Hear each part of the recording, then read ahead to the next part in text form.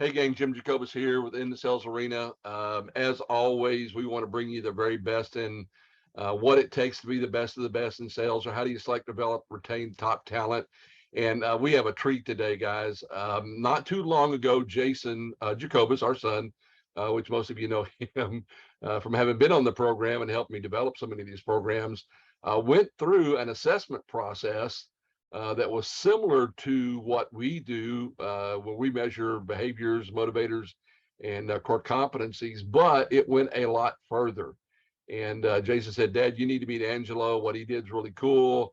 I love the outputs and the information. And so anytime Jason says, hey, Dad, I want you to meet somebody, well, I take the time to go do that. And I ran into one of the neatest human beings on this planet you're ever going to meet, Angelo Valenti, who has a company that helps people do selection. But again, he goes a lot further than we do. And I'm going to bring him on here today and let him tell you about what he does. Some of you may be sitting out there going, why are you telling him about this guy? He does the same thing you do. No, he goes further than I do. And by the way, I am never going to be a scarcity mentality guy. I am an abundance mentality guy. And if Angelo can help you, and for some reason that means I can't, well, I'm ready for you to have Angelo help you, because he's an amazing guy. You're going to love him. So let me get Angelo on here. Let's bring him in out of that waiting room. Angelo, you there? Turn on the camera so we can see your pretty face, young man. I'm here. Can you see me now? I can see you, Angelo. Guys, this is Angelo Valenti. I told him, Angelo, that I met you through Jason. You become a good friend of mine. But before we get started too far, Angelo, how'd you hit him today? I hit him better than I have been hitting him today, so I'm very excited. Ah, there we go. They can't wait to get back out there and play again, right? Oh yeah, absolutely. Saturday. Well, Angelo, so I told everybody a little bit of the background is that you go further than we do, and just to make sure that I say this one more time, guys, if for some reason you think Angelo can help you better than I can, I am not a scarcity mentality guy. I'd rather you go to Angelo if he can help you. I know that all comes around in the end, so don't worry about that. But guys, I met Angelo here recently as Jason went through his process, and then he started sharing it with me, and I thought, I've got people out there that need to see this. And so I'm going to share Angelo with you today, and he's going to share what he does. Angelo, tell everybody a little bit about what's your background and how did you get into this? My background is I got a PhD in psychology from the University of Georgia. My goal at the time was going to be a college professor. I did that for 4 years and realized that you can't raise two kids on, on what a college professor was making back then. So I joined a consulting firm. I joined RHR International, which is at the time was the largest psychological consulting firm in the world. Okay. I was in their Memphis office for 2.5 years. And in 1982, I had an opportunity to move to Nashville and set up my own consulting practice. I had a client here who was the general agent with Northwestern Mutual Life. And he kind of made it attractive for me to move to Nashville. He was my first client.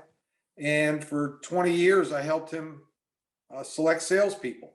Okay. That's how I got my start, is picking salespeople for him. Okay. And what I learned at RHR was how to conduct a thorough behavioral interview. That was their specialty, Okay. which I use for sales management and executive level individuals to kind of dig into what makes that person unique. Okay. And so what does your business look like today? What kind of client is your ideal client, or what kind of business are you looking for? My ideal client is somebody who is in a people intensive business, has a lot of people working with them, is hiring a lot of people, wants to reduce turnover, wants to make sure that the executives that they bring into the organization not only fit the culture of the organization, but can drive that organization forward. Okay. And I take it that this supports your golf habit better than being a college professor would have. It does. It supports my golf habit much better. And one of the great side benefits of being a consultant working with executives is a lot of those executives belong to some pretty nice clubs. There you go. And I'll do a meeting one day and then we'll play golf the next day, which is a win-win for everybody. Okay. Now I may have asked you this. Have you had a chance to play with Jason yet? I have not, but I'm looking forward to it. Uh, We're supposed to play in October. Now you're not going to like it. Well, I like watching good golfers play. Well, I mean, what's irritating, he's one of those kids that can, I say kid, 37 right now, but that cannot play for 6 months, pick up a club, go shoot scratch. So it's irritating. Yeah, As that is irritating. Yes. it is irritating. So, well, Angela, let's jump into this and quit. People are going to be dropping off here going, y'all quit jabbering and show us what Angelo does. In essence, we're going to talk about intelligence, what part it plays, personality it plays. And I want to talk about the interview process you go through as well, because I know Jason really enjoyed that and got a lot out of it. So let's jump over here. Tell everybody about intelligence as a factor. And again, that kind of makes me nervous when it comes to Well, intelligence. But walk everybody through what it is you do and why this matters so much. well, why it matters so much is that studies have repeatedly shown, and I hate it when somebody says studies have shown, Right. but you could look at as many studies as you'd like, and they will show that general mental ability or intelligence is highly correlated with job performance. Right. And they're almost apologetic about it because you'd hate to think that something that is less under your control is such a dominant factor. Intelligence falls on the normal curve. Some people are really, really smart. Some people are not so smart. Most people fall in the middle. And smarter people learn faster. They learn better. They're able to retain more information. They're better able to solve complex problems. And in today's business environment, things change very quickly. Right. 50, 60 years ago, a business operated pretty much the same way from year to year. Technology wasn't as big a factor as it is today. With new technology, new processes, new opportunities, people have to adapt and learn new things much more frequently than they Right. used to. And smarter people just learn things better and faster and more completely. And they're better able to apply what they've learned to new situations. They can adjust to challenges and problems better. Okay. And intelligence is like speed in football. You can't coach it, you can only recruit it. So you can't, no matter how enthusiastic or hardworking or diligent, loyal a person is, you can't make them smarter than they are. Okay. You can teach them some technical skills, but again, smarter people are going to learn those better. So So, if you have, go ahead. so the question that I have there is, again, I understand we're all born with some native intelligence. Let's say on a scale of 1 to 10, I'm a 5. Can I improve that? Or, I mean, I like to always tell people, like when you and I talk about the TTI stuff, personal accountability. If you're a 4, I'm probably not going to make you a 10, but I could move the needle some and make you a 6 or 7. Is intelligence like that as well, or There am are I wherever I'm at?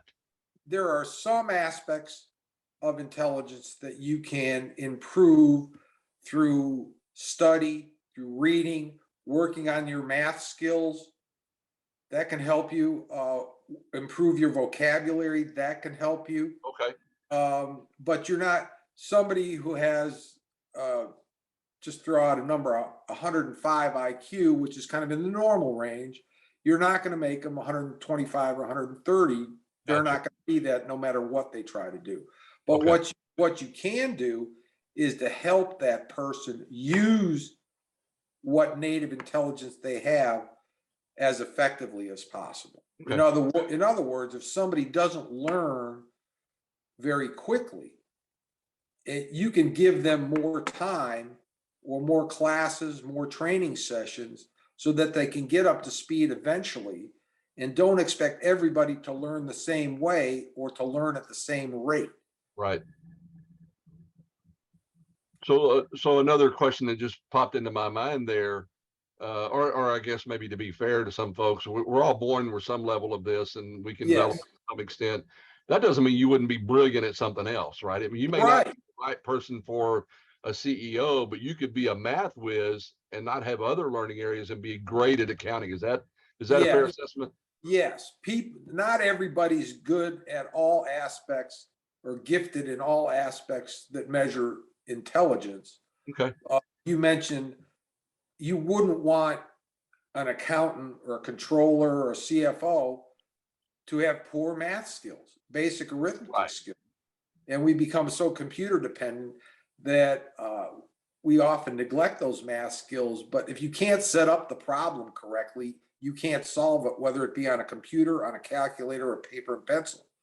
So that's the part. The math skills are basically understanding math concepts, being able to set up the problem, Okay. and then being able to solve it. And Okay. so you wouldn't want somebody with poor verbal skills to be doing much writing for you, or being salespeople often have very good verbal skills.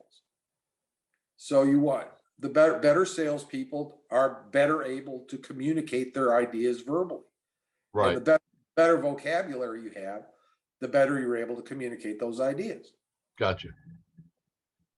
Okay. And Awesome. okay, So you said make fewer mistakes there. I'm always, this has been a red flag for me all my life. Is that simply because we learn and we don't repeat mistakes, or we anticipate mistakes, or smarter people just make fewer mistakes? Is it all of the above? smarter smarter people still make mistakes, but they learn from their mistakes faster and are less likely to repeat them.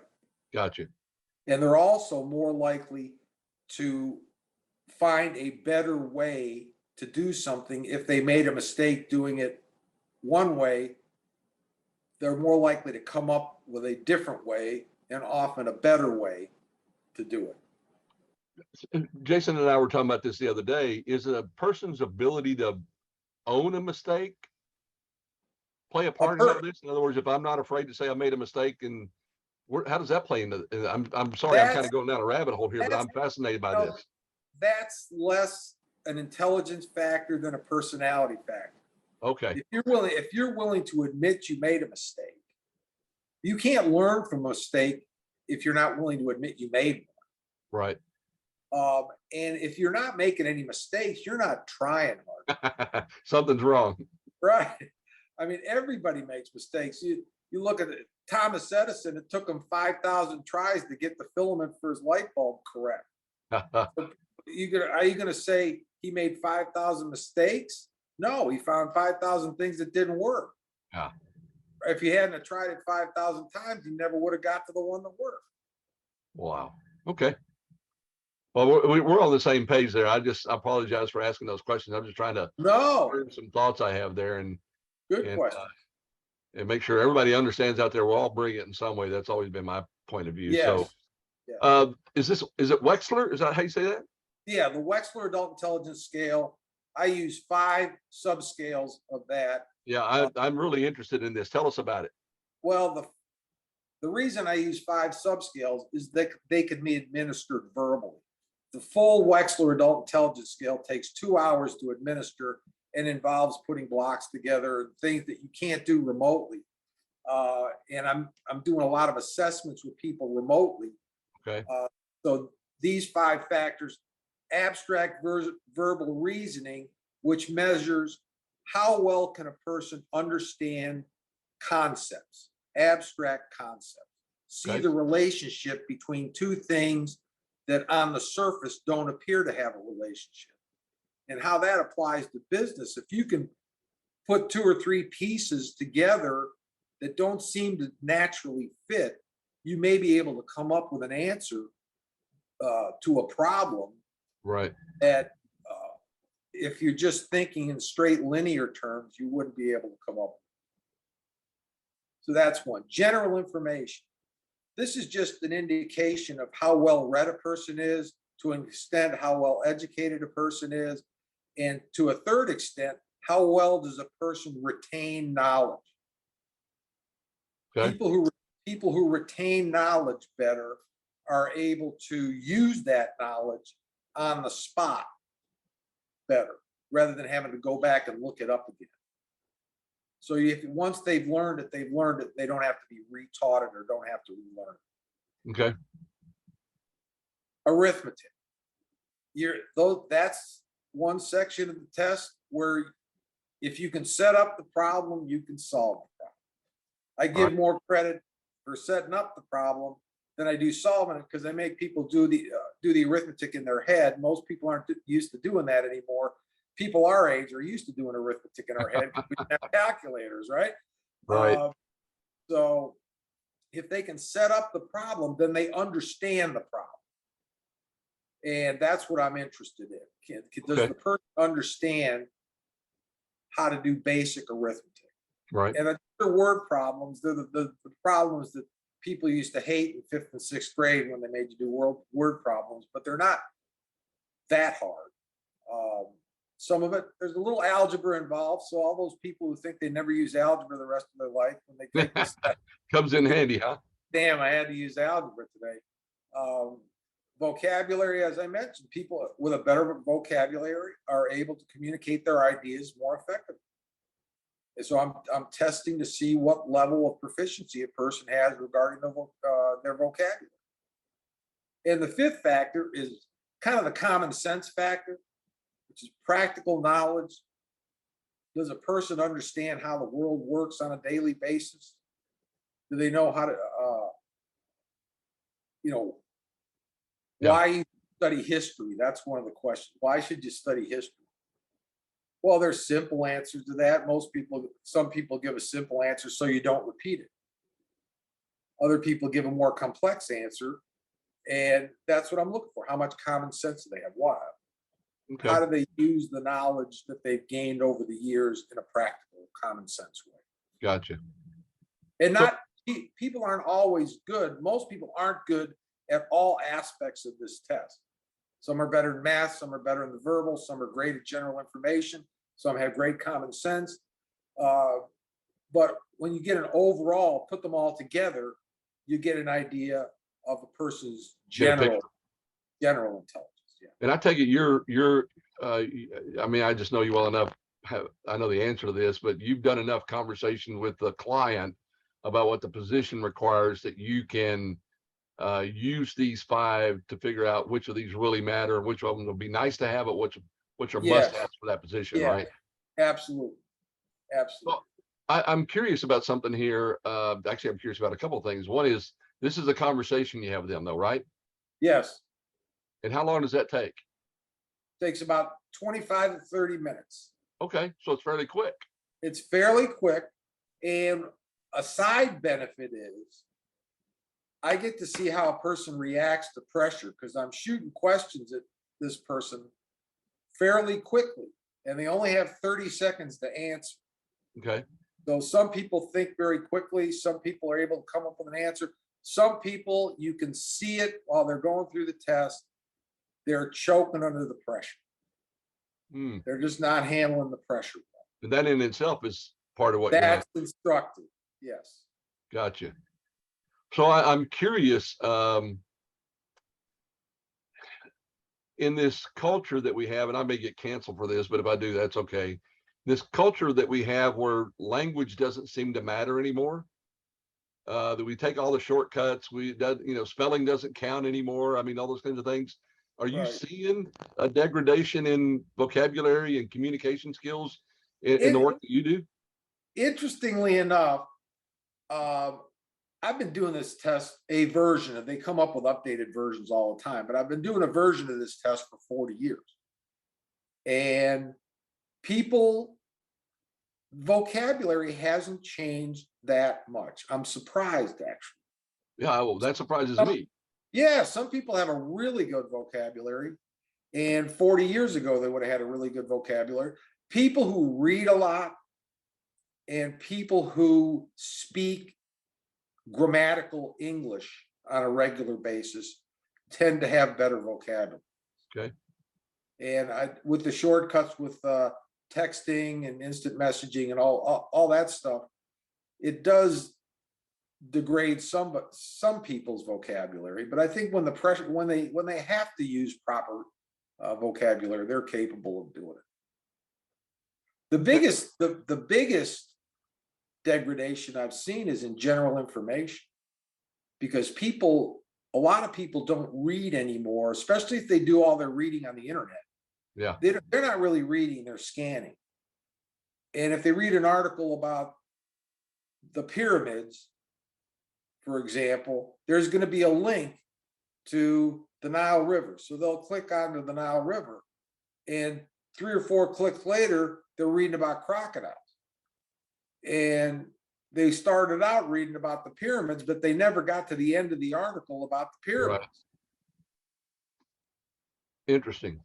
Interesting. Okay.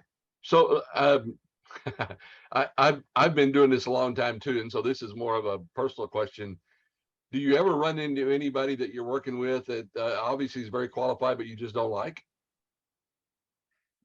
Or somebody, let's put it the other way, somebody that doesn't qualify, but you really like them? I mean, I know you do that. I've had both of those. And it's a tough decision for me. It's harder for me not to recommend somebody that I genuinely like Yeah. than it is for me to recommend somebody that I don't like, because that could just be a personal vibe that I'm getting from that person. Yeah.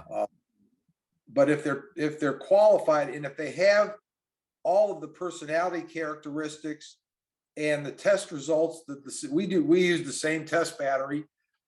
If all those look good, and I think they'll fit into the culture of that organization, they'll work well with the rest of the members of that team, then I'll recommend them. Even if I personally don't like them, there's a lot of people that personally don't like me too. I can understand why too. What's wrong with them?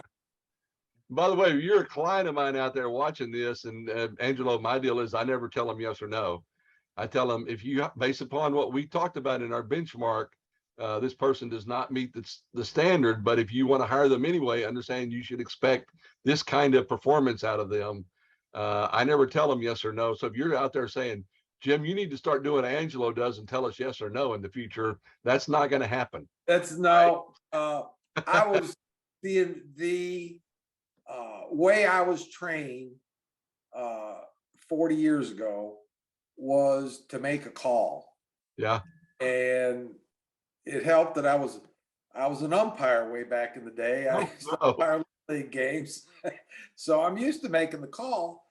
And where I feel like I benefit my clients most is when I encourage them not to hire somebody. Well, I know that from Jason's experience working with you, and I mean, you know as well as I'm not going to get into details. I don't want to divulge any privacy or anything, but he really appreciated the fact that you were willing to do that. And again, not waste anybody's time, his, the potential candidate's time, or anybody else's for that matter. He really appreciated that about you. So I know that was valuable to him. Well, there have been some times over the last 40 years where clients have hired somebody that I encouraged them not to hire, and it's never worked out. I know. Not one time. And then they come back to me and say, I'm not doing that again. Yeah. Well, I do this. I just let the benchmark be the denominator there. And if they go against the benchmark and it doesn't work out, then they'll do the same thing. They'll circle back. And some of you watching this, we've had these conversations and go, I'm not doing that again. Right. So anyway, I appreciate that. But like I said, I know Jason appreciated it and saved them a lot of time, because his heart might have led him in the wrong direction there on a couple of those candidates. So tell me a little bit about personality here. How does this fit into the big picture? Personality is complicated. It's the sum total of a person's genetic makeup, their past experience, their behavior style, their attitudes, their temperament, the choices they've made in their life, their relationships they have in their life. Each of these things combine to make a person unique. And a lot of a person's personality is formed early in their life. It's modified over time. But if any of you watching this have children or grandchildren, or Right. have been around little kids, you know that you can, at 3 years old, some kids are more outgoing, some kids are more reserved, some kids are more likely to take risks, some kids are less likely to take risks. Some are more verbal, some are less verbal. Some are more analytical, some are less analytical.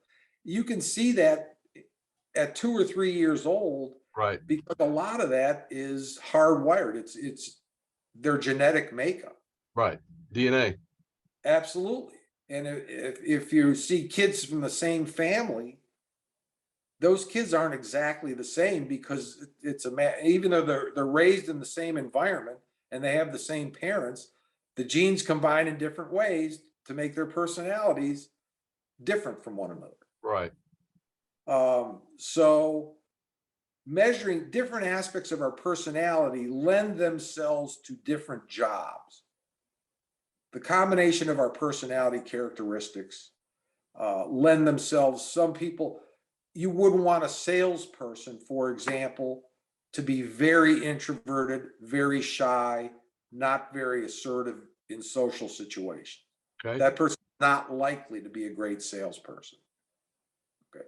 Somebody who's very analytical, very detail oriented, very rules oriented is likely to be a good accountant or a Okay. finance, or maybe a purchasing agent. So different personality characteristics, like I said, lend themselves to different jobs, and different combinations of those personality characteristics are instructive when it comes to finding the right people for a given position with a given company. Okay. And just like you benchmark using the assessments that we both use, uh, the personality assessment I use, the 16PF, I can benchmark using that assessment also, which gives you an idea of what types of personality characteristics tend to lead to success in various positions. Right. So let me ask you a question then, because I'm interested in the nuance stuff here. Somebody grows up with they have a great genetic makeup for a position. They've got the intelligence, they got all that, but they've had a traumatic experience, a traumatic relationship. How does that play into their overall effectiveness or performance in a position? Is that creating an impact that you see? Well, are you talking about in the past or going through it currently? In the past? In the past, people react to traumatic experiences in different ways. Some people are very resilient, and you measure resiliency as part of your assessment, Right. as do I. Um, and they can learn from that traumatic experience. They can bounce back from that and can end up doing great things in whatever their field of endeavor is. And for some people, those traumatic experiences define them. And the way I describe that to people is your past is either your teacher or your jailer, but the choice is up to you. Wow, that's a good quote right there. Well, and again, I asked that because I've I yeah, I was going to say I know people. I am a person with a traumatic past, and I'm blessed to say that that traumatic past made me who I am. Right. Uh, Early on in life, for some of the wrong reasons, trying to prove worthiness, but then there was a turning point where I understand my worthiness is in my belief system and everything, and that it's not who I was or who my parents were or anything like that, and it's actually propelled me in life as opposed to the other.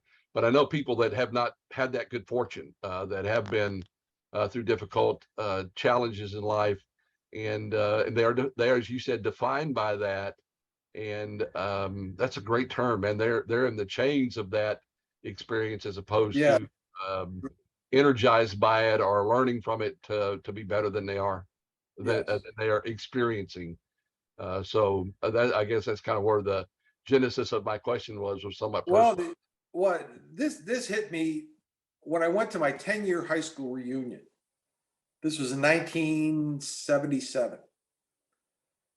And I hadn't seen a lot of these folks, most of them, in fact, because I'd moved away right after college and Right. moved to Cleveland and gone on with my life. And I was a college professor at the time. And when I went to my 10-year reunion, I was amazed at some of the people who were holding either grudges or holding on to something that somebody supposedly did to them in high school that they Yeah. really never got. They're still hanging on to it. They're not over whatever happened to them. Yeah. It's still defined them. And I've never been a person that looks backward. Anyway, I'm always looking forward. And it kind of shocked me a little bit. I guess I was naive to think that people were still carrying around something that happened to them in high school, Right. but a lot of people do, and they've never resolved something that happened to them or a series of events that happened to them Yeah. earlier in their life. When first of all, there's nothing you can do about it now, Yeah. usually, and secondly, if you learn from it and decide that you want to use that as a motivator or as a tool to grow as a person, that's certainly a better way to handle Yeah. the tough things that happen to us. Well, you sent me, and I've seen this. I've seen Jason's version of this, but you sent me the output from the. This is from the That's 16th, 16 right? PF. Yeah, that's the 16 PF. That's the output. And the blue shaded areas are where I've benchmarked uh, a sales and management for a industrial distribution company. Okay. So that's the benchmark. For other companies, the benchmark might look a little bit different. Right. Uh, if a person falls in those shaded areas, most of those factors, the 16 personality factors and the 5 global factors at the bottom, they have a much better chance of being successful than somebody who doesn't. And the further a Right. person is away from those benchmarks, the less likely they are to be successful. Well, and again, it took me. I probably sat and looked at Jason's for an hour, looking at the qualities, the benchmark, where he fell, and everything. Is it? Are some of these more important than others? Yes, there are some that are. And Okay. again, it depends on the position. On the position. You Gotcha. know, the 5, there's something called the big 5 personality factors that there is a test that just measures the big 5. The 16 PF measures 16 personality factors, but that global big 5 is part of it. And the one is openness to new experiences. Gotcha. That's important. People of higher openness, more open to new experience, tend to be more creative, more inquisitive, more curious. And you want people, at least I want people in my organization to ask questions, to be curious, Right. to want to try new approaches to problems. The openness is one. Conscientiousness, that's important. Yeah. Is a person dependable? Is a person reliable? Does a person follow rules and regulations? Are they organized? Okay. Yeah. The third thing is extroversion. Now, some positions don't require a great deal of extroversion. If somebody's going to be a research scientist at the South Pole for a year, taking core samples of the ice, they don't need to be that extroverted, Right. right? You probably wouldn't want that. But salespeople, executive leaders in general, not all leaders, but leaders in general, have to have good social skills so that they can communicate their vision, they can relate to people, they can show that they care, they're empathetic, and they're more socially bold, they're more assertive in social situations. Okay. The fourth factor is agreeableness. That's where empathy comes in. People who are agreeable, they get along with other people. And not that getting along with people is the most important thing, but if you want to have a strong, cohesive team, it helps to have people that genuinely like each other and can Sure. get along with one another. Like, as I said, it's not necessary, but it's helpful. Well, it's And certainly the good fifth, to have an agreeable leader if you want a culture like that. yes, yes. And the fifth factor is what they call neuroticism, but what really is anxiety or emotional stability. Okay. You want people who are emotionally stable, who can react positively to emotional situations, who Okay. don't let their emotions rule their behavior. Right. You don't want people who are making decisions based on emotion rather than based on information. Okay. So you want people lower on that anxiety or neuroticism. When you put Okay. those 5 global factors, the big 5 together, you get a pretty good picture of how a person's going to behave in the workplace. Gotcha. Well, Angelo, thanks. I appreciate it. Exactly what I thought we were going to get out of this, and even more. I learned even more today than I have in the past sitting and visiting with you. Folks, this is why I brought Angelo on. I'm very proud of what we do. I love what we do for you guys, but there is another level that this can be taken to. Angelo, we probably ought to be fair to say there's a little different price point here, but certainly worth it because of the expense of making a mistake, certainly at an executive level or a leadership level and everything. But guys, I wanted you to see what Angelo is doing here and get an idea of how it might serve your organization. And certainly I want you to be able to take advantage of that. I'm not in the least bit concerned about anything other than what's best for you. And if Angelo can help you, certainly glad for him to do that. And we certainly want to keep helping you as well. But I wanted to expose you to this so that you could see it. And for those of you I do not know or do not know Angelo and everything, hope you learned something today because there's obviously a lot to be learned out there. Angelo, tell everybody how's the best way to get in touch with you. They want to get more information. I see here you've got a link. They can actually book I guess a. Yes, think about it, 30-minute free consultation. Okay. If they'd like just to get to know each other, give you an idea of how I might be able to help, and give me an idea of how I might be able to help also. Okay. Also, my email address is right there, valenti@thecompanyspsychologist.com. I'm going to throw in my cell phone number too. Unfortunately, I keep my cell phone with me all the time. It's 615-260-5898. Although I do keep it muted while I'm on the golf course, but I'll Repeat get that back. again for us. What's that? Repeat that phone number again for us. 615-260-5898. Awesome. Good deal. And thank you Angelo, so brother, much, Jim. This has been great. thank you so much. I appreciate you. I know we're going to be talking here in the next couple of weeks again.